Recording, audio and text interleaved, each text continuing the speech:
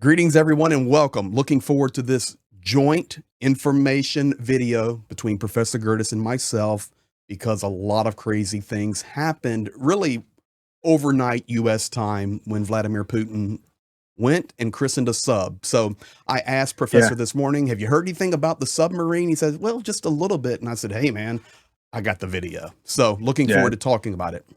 It's March 28th, 2025. We need to say the date because when you look back at this, today's events are kind of weird.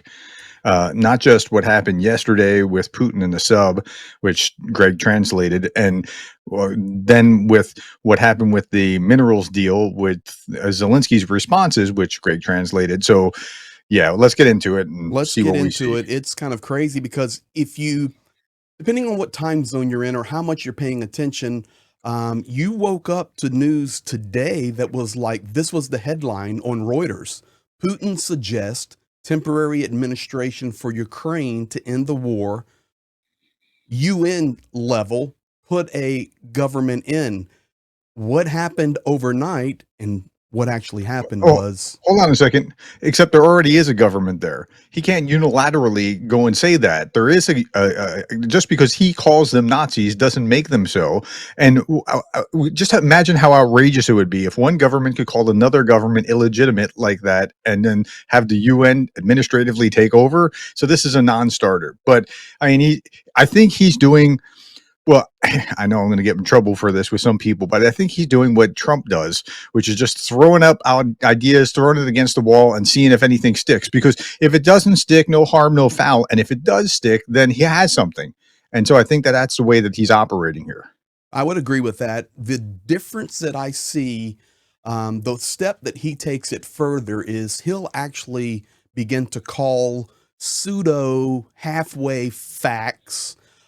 For example, in this suggestion, the video you're going to see, he actually calls out the U.S. Congress on actions that they have taken over the years, and he tries to use that Yeah. against Ukraine. So it's interesting, very similar process, but he takes it a step further, and he's a master. That's all it's to And it. he's got a propaganda machine that's far better than just tweeting out some things on Truth Social.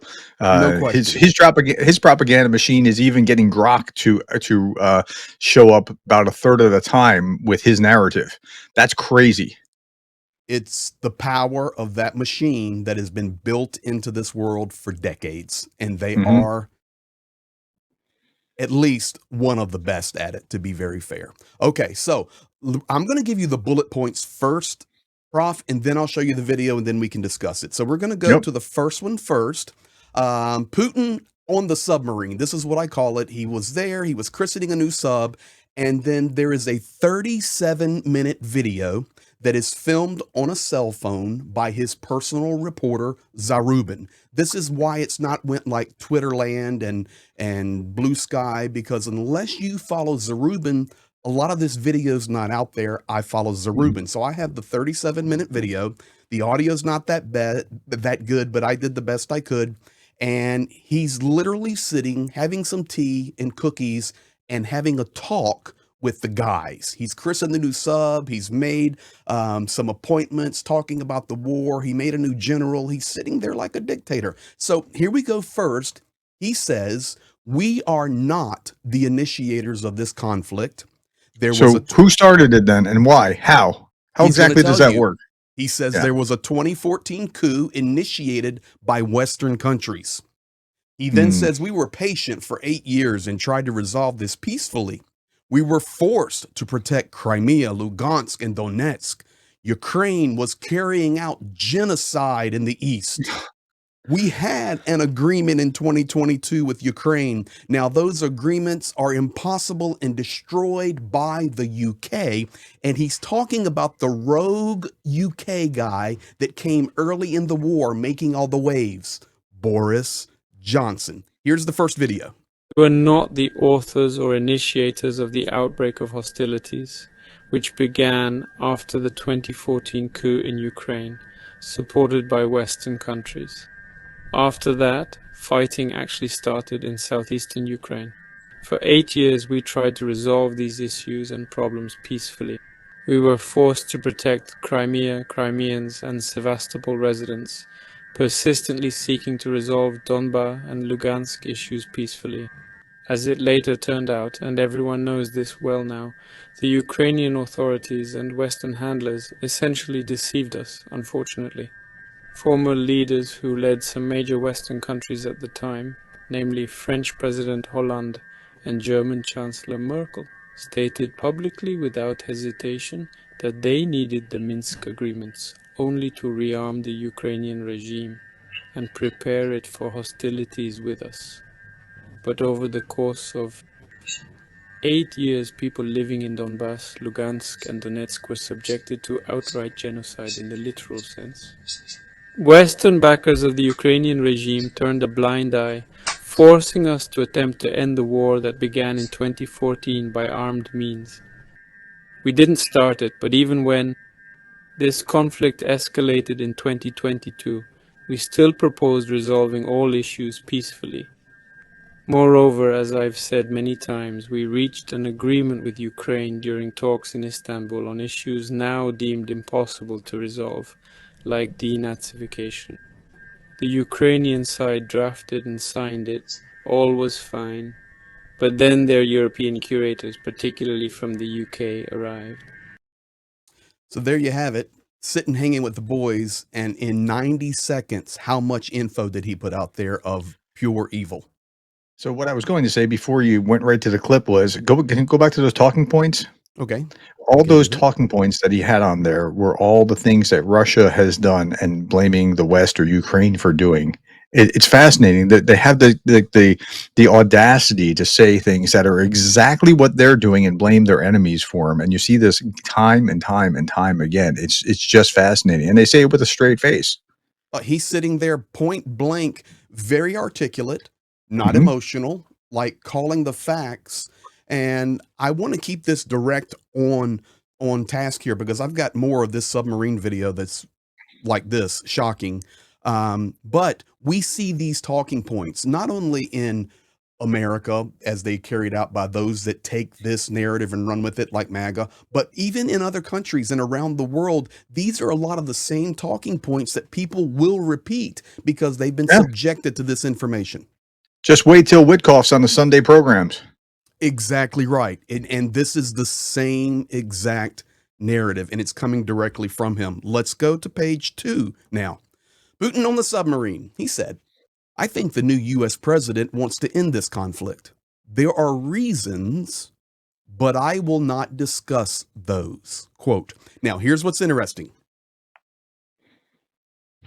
The conspiracy theorist will absolutely run with this.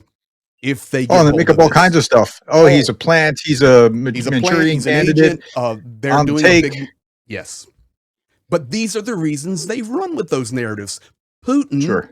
is brilliantly fueling that narrative on purpose. He Mhm. continues, we want peace, but we must, as he stated for months now, address the root causes of this situation. We must secure Russia for the long term.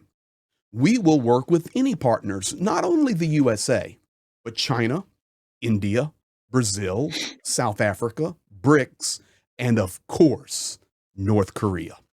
The crux of the Nice. issue is the neo-Nazi regime.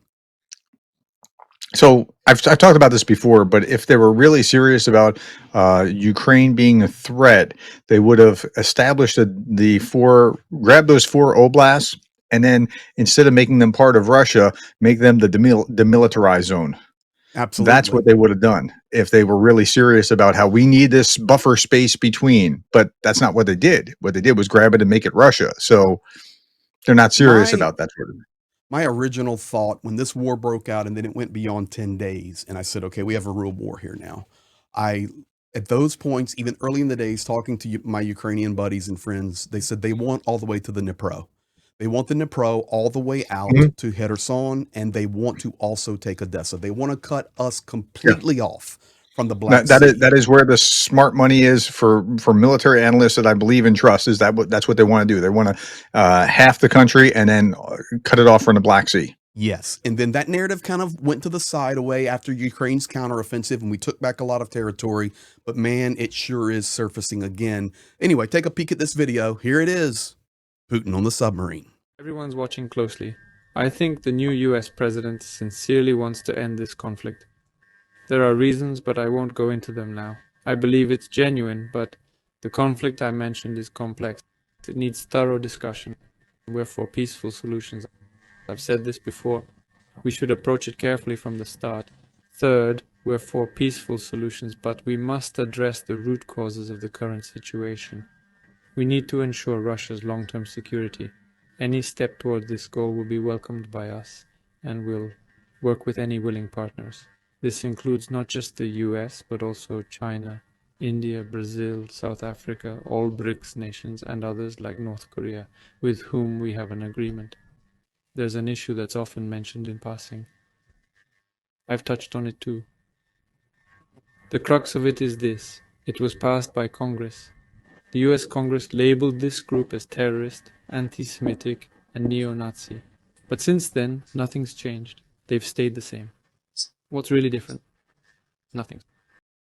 All right. Now, so I've teased you for the next video that's coming up at the end about the Congress and the neo-Nazis and the Azov, specifically he's referring to there. But you hear him openly stating about the partners that it will work with, not only the USA, and we want peace, we must have security, and we have to destroy the root causes of this situation. Mhm. As he was talking, I was thinking, this is video you won't see anywhere else. So if I use that as a title, except for Greg, Yeah. but that's an awkward title. But yeah, nobody else is showing this. We can't find this anywhere else. It's just because, who you're following where, and then being able to translate it. So what's interesting is he has some truth, and then he, with the truth, adds some non-truth to make it very untrue. So he's talking about the Azov. Well, they were labeled a neo-Nazi group or whatever, or a terrorist group. What has changed? Oh, but nothing has changed, he says. But no, that's not.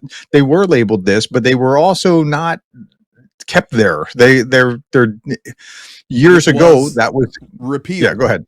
Yeah, it was repealed. And I'm actually going to show everybody watching that on the video. And this was the point I was making earlier.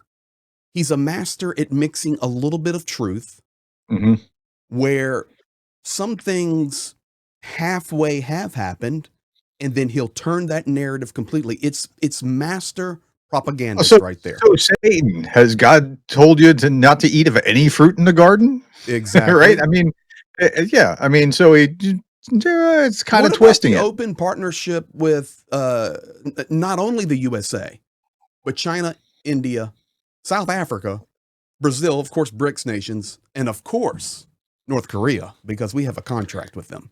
I think this is the most bizarre thing. Like, I don't see Trump going for that. But imagine Trump realigning with the BRICS. Like, what? That I just don't see that. I mean, maybe I hope I'm not wrong, but you do see where Putin just lumped us with the BRICS. Oh yeah, I see what he's trying to do. Exactly. All right, let's go to the third one. Putin on the submarine, and we're going to dive in more to the Azov now and the U.S. Congress. No pun intended. Yeah. It could be the yellow submarine, but it was a black one. He said the Nazis have a lot of influence in Ukraine, and the extent of it is unknown. It is important to understand that the U.S. State Department and Congress has already deemed this group as terrorist, neo-Nazi, and anti-Semitic. This neo-Nazi regime will continue to expand, which means more weapons. There must be understanding that there is no legitimate government in Ukraine to sign anything with. Zelensky is illegitimate, and when the top is illegitimate, everything under it is as well. He then stated, and then the headlines now are kicking out, and I'll show it to you. He says, I propose the UN historical protocol of an interim administration in Ukraine and temporary rule in order to hold elections. That was the precursor to the headline everybody woke up to this morning and go, what happened? What's going on? Where did this call come from? So let me play the video, and it's yeah. What's the point here? Changed? No. But in 2022, the State Department, citing that Azov had joined Ukraine's armed forces, decided that, well, the law was worded in a way that allowed support since it was integrated into the armed forces. But nothing really changed, and their views and actions remained the same as before. Now, even more so, these units, including Azov, plan to strengthen and expand their presence there. These divisions mean more weapons, supporters, and armed forces. If he's illegitimate, so are the rest. In this state of illegitimacy, neo-Nazi groups get more weapons and recruit new members. This could lead to them holding actual power, which means it's unclear who to sign documents with or what authority they have. It's uncertain because new leaders might come through elections, deny knowledge of previous agreements, and say goodbye. But even that's not the main issue. The real problem is that neo-Nazi groups like Azov and others are effectively starting to run the country. And the question is, how do we negotiate with them?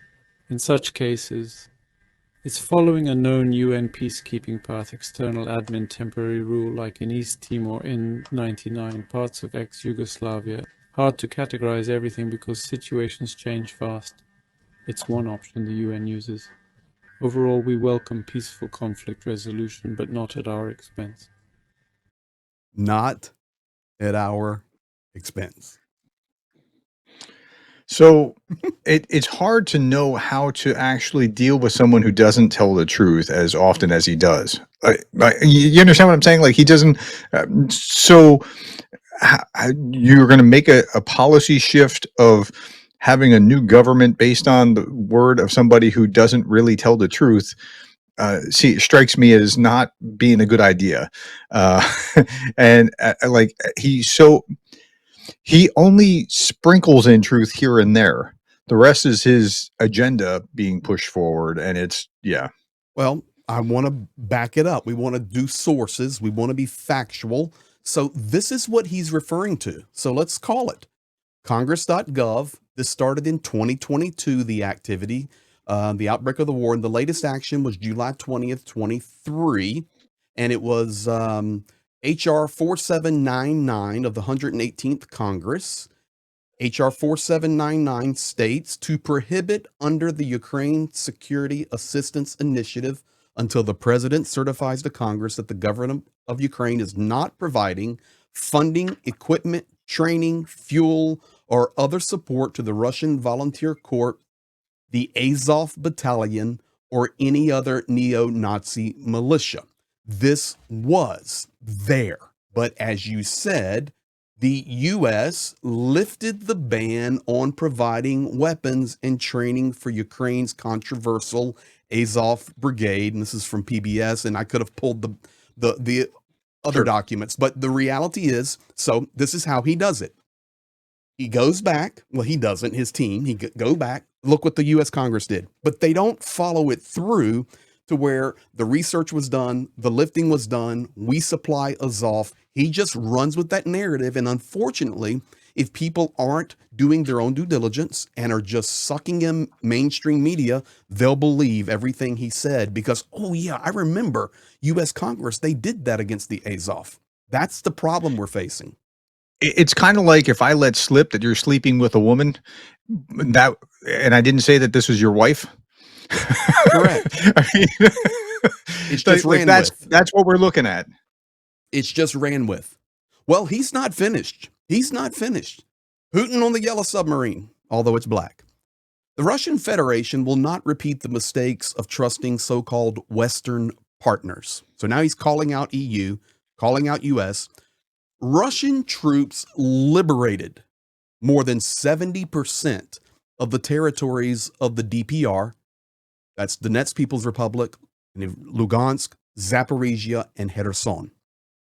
Britain behaves aggressively toward the Russian Federation, but they have an economy in 9th or 10th place in the world and a small army. We desire peace, but not at our expense. Now, I'm going to play the videos for you And then I'm going to ask you a question. So the first one is about the 70%. As for the situation on the front lines, I want to emphasize again that along the entire front, the strategic initiative is fully in the hands of the Russian armed forces. Kherson, Zaporozhye, over 70%. All right. Then we're going to go. As This for the one. situation on the Nope, front this one. lines, Here we go. Russia ranks fourth globally in economic size and purchasing power. China's first, then the US, India, and Russia. Then everyone else, including Japan. Germany and others are lower. I won't even mention the UK. They're all always popping up here acting aggressively, but their economy is probably 9th or 10th in the world. So their armed forces, what, 100, 170 or 180,000 in total for Britain? That's what he does. That's how he talks. What do you say it was by? He didn't say by GDP, and that's the standard measurement. And by GDP, I think UK is 6th, Okay. and Russia is 11th. There So you he's go. playing fast and loose. He's playing fast and loose with the actual terms. It's if it's not that, it's very close. Of course, but that's what he does. And That's right. so you're the professor and you always want facts. So you're sitting there and I'm watching you off camera while the video's playing. You're looking up the information to say, well, let me confirm Yeah. or deny if the guy's even speaking accurately. Now, let me ask you a question. So you've already talked about the GDP numbers. Let me ask you this question. And if you're watching from Great Britain, how do you guys think about when he calls you out like that? And your small army, and you're always popping up being aggressive. Yeah, Johnny it is. It's 6 and Pierce, 11. Jonathan Fink, what do you think about that? Just looked it up at the World Bank. World Bank last year's whatever 6th for Britain. It's United States, then China, then Germany, then Japan, then India, United Kingdom, France, Italy, Brazil, Canada, Russian Federation. He's completely got it. They're not even top 10. Correct. So, but he wasn't talking about that measure. It's kind of like I talk about this in my power and influence class. There's this lady who had this beautiful resume because of the way that she shaped the resume, right? She sold more magazines when she worked at this, or she expanded the publication, how many subscribers there were. She never made a profit. Right. So if you don't say that, like, sure, you could. Correct. So that's where he is. All right. Well, let's look at one thing. And I just want to ask your opinion on this. Okay. What's your opinion when you hear, and I know this is not your expertise, but you do look at maps. Russian troops liberated more than 70%, and take off the word liberated. Okay. Invaded. Let's use the word invaded. More than 70% of the territories of Donetsk, Lugansk, Zaporizhia, and Kherson. Does that number seem accurate to you? So my understanding is they have 90+% of Lugansk. 99. They have. I'm sorry. 99. Is that, not yeah. They have a very significant zone. Donetsk is something in that neighborhood, but I'm not sure exactly how much. Give or take 10%. It's like there's a big chunk of like a majority of Donetsk. But not of Zaporizhia and Kherson, which are far less. And especially if you measure by population with huge cities over there, not just geography. So Luhansk is very solidly just taking back a little bit in Luhansk last week was a big deal because, yeah. So tell me what the actual percentages are, if you know. I do. He's accurate. 100%. Who's accurate? 70%. Vladimir Putin. The numbers are right. Yeah. For DPR? Huh? For Donetsk, Lugansk, Zaporizhia, and Kherson combined. I have done the math because to me, when I listen to it, and I do the maps all the time, I go, man, that sounds high. And then I dove into the maps while we were prepping for the video. That's because of the overweight and take a peek. Look, Luhansk and the underweight of, yeah. That's correct. So basically all of Lugansk. And I have the borders of each. L is for Lugansk, D is for Donetsk. What people do not realize is how much of the Zaporizhia region Russia already occupies. It's massive. Yes, we still have the big urban center of Zaporizhia, but the rest of it is extremely rural. As far as Kherson, it's overwhelming how much they control because then you have the river, you have the city of Kherson, and then nothing but rural farmland. So, of course, Crimea down there. So, unfortunately, it is about 70% that they liberated, that they have invaded. Okay, so what percentages? So if there's 90% for Luhansk, that means that there's less than 70% over here in these others. So 65 or Yes, it's like 60% that. in some of But these. remember, Lugansk is 99%. It's Yeah, yeah, basically all that's what I'm government. saying. So Yeah. if it's that high, it's got to be lower on the other side in order to get to 70. And then population wise, it's significantly different when you look at the population for like Zaporizhia or Kherson, Okay, so as I understand. pre-war, I would agree with that. Right now, only Zaporizhia maintains a very, very large population, probably still pushing upwards of 1 million in the metro. Kherson's a ghost town. Kherson's a ghost town. You have a destroyed city, so the population base is not there. So on the K Oblast there, with what you see in the green, that's where Ukraine liberated. Um, it's really very few people.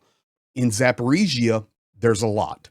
In Donetsk, there's a lot. You still have pretty good population that has come back to cities like Izum, that were liberated, but you also have large populations still very close to the war, being bombed every day in Kramatorsk and Slavyansk and Konstantinivka and Druzhkivka. So there are larger populations, but when you come down Zaporizhia, you have Melitopol, you have Tokmak. When you go Mhm. to Donetsk, you have Donetsk urban, you have Mariupol, Lugansk, you have Lugansk city, you have Severodonetsk and Lysychansk, which were big urban centers that are completely gone. So Yeah. the people argument is, yeah, Zaporizhia, but it's war torn. Unfortunately, Yeah, sure. that's the real look, but definitely not a liberation. It's an invasion. Now, we've already had a Ukrainian official response to the Yellow Submarine. Ukrainian Foreign Ministry proposes establishing a UN interim administration in Russia in response to Putin's offer to do so in Ukraine. He That's said it awesome. seems that local residents would benefit greatly from any government other than Putin, who is spending billions of dollars on his criminal war against Ukraine. Foreign Ministry spokesperson Georgy Tuki. So we've got Ukraine's After response. all, they don't acknowledge the legitimacy of the election, so that actually does make more sense. And to bring this full circle, we also have an official UN response. So this is how legitimate this has turned in about 16 hours. That says in Ukrainian there that Gutierrez says that Ukraine is absolutely a legitimately elected government. No need for an interim government. UN Secretary General responded to Putin's proposal to introduce But external see, governance and said, no way. look, But, again, but I'm going yeah, to come back to this with the spaghetti theory. I think he's just throwing stuff up against the wall, seeing what sticks. If something sticks, it's all upside. I was talking to a student last night in my organizational change class where um, she'd already decided to do this and she was about to leave. I'm like, look, go appeal, fight for that position, because if you already decided you're out, there's only upside. There's like you can only benefit from actually fighting with it. Now, that's the way that he's positioning himself, where there's only upside. If something works mhm. out, it's just fortuitous, right? Great. Okay, I win. But if not, like it's no harm. Like nobody's going to be like, you know what? I don't believe Vladimir Putin now because he didn't tell the truth on this one. We know you don't tell the truth. Like there's no downside. There's only upside, and that's what he's trying to do here. Yes, and he does it very effectively. It's just sad that the United Nations even has to respond to such lunacy. But you see, it's just like you say, you push the envelope a little bit. The But imagine UN, if I they mean, responded imagine if they responded his way though. That would be exactly, huge for him, and that was a exactly. possibility. And correct. What we're seeing right now, though, and I'm going to put some more video later out, Zelensky speaking this evening, but we're starting to see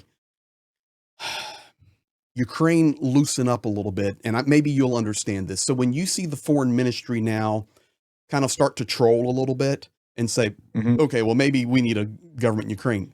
This is a little adjustment in strategy because Ukraine has been staying straight along, trying to garner as much support. Zelensky has been suppressing his ability to wax comedic and trying to be full diplomat mode. Even yesterday, he's calling Putin and the Russians dinosaurs who want to eat us. We just see. You hear his comment about Wickoff? Oh, I would guess he's a pretty good real estate agent or real estate guy. And listen, I'm full on board with this because they're under so much stress and pressure. Could you imagine the lunacy of what you have to hear when, okay, professor, you know what? You're an illegitimate professor. Your PhD. Oh, I hear that all the romper time. room. You should see my comments. What kind of professor is he? Is he really a professor? But think if you're the president of Ukraine. My students might say otherwise. Exactly. Well, ladies and gentlemen, I hope you enjoyed this co-production here with Professor Gertis and myself. If you're on my channel and you haven't subscribed to Prof, please do, or vice versa. I don't know where else you're going to see all of the submarine video. Maybe others have it now, but regardless, you're seeing it here, and thank you. All right. Yeah, thanks for doing that, Greg. Because by the way, what happened. I got out of class last night, and Greg had texted me. I'm like, "What's going on?" And he's like, "Oh, you got to see this video. It's nowhere else. This is the only place you're going to see it." So, and this is what Putin's doing. This is how he's propagandizing, and then it'll trickle down from him to other media, to American media and Western media and whatever else. It takes a few and days. then it'll be picked up in RT and off in Africa, and yeah.